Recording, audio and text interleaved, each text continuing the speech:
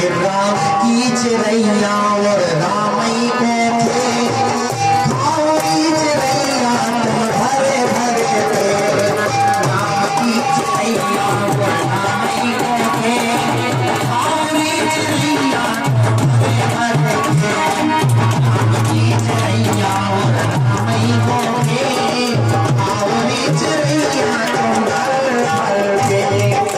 इस तरीके से चुनाने लगे चिड़ियों को और सभी पूरे खेतों से गायों को हाथ कर लाते थे और हाथ कर लाकर अपनी बारी को एक साइड करके कहते थे कि भंडारा है हमारे खेत में प्रसाद लगाओ। सो बढ़िया गायों को खूब चराते थे। भाई आए खाना लेकर, कहे बोले क्यों भरत जी, क्यों भरत, मूर्ख भरत तूने ये क्या कर दिया, तूने तो पूरा सत्यानाश कर दिया।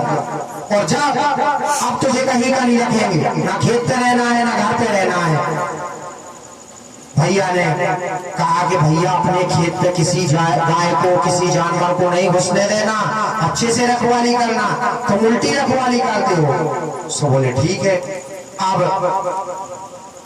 भरत जी खेत की रखवाली के लिए इतने में कोई आया जंगल से घर से। सो बोला कि भरत जी तुम्हारी माता चल बसी।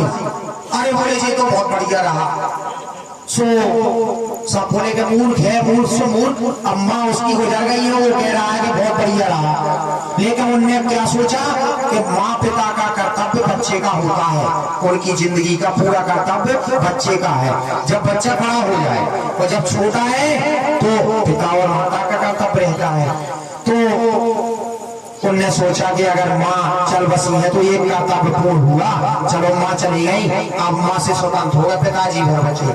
सो पहुंचे, अब पूरे संसार कहेगा कि कितना धूर्त लड़का है और रो नहीं रहा है। सो बोले चलो ठीक है, छोटी छोटी आंखों से रो लेंगे थोड़ा थोड़ा। सो पहुंचते हैं जब गाँव के घर के पास। सो बोले कि माँ चली गई, चलो जाना तो था ही, ठीक ही रहा।